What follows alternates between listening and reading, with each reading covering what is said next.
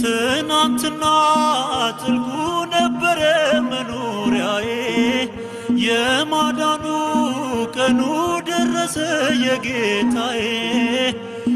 ራቁቴን ሸፍኖልኛል በብርሃኑ ምግቤ ሆኗል ስሙን ማወደስ በየቀኑ ምስጋና ነው ስራዬ በዘመኔ በእድሜ ለዋለልኝ ውለታ ምን ልክፈለው ለጌታ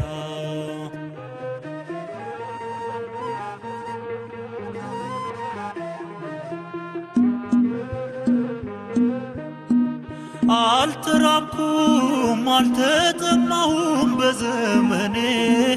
ምግበ ሥጋ ምግበ ነፍስ ነው ጌታ ለኔ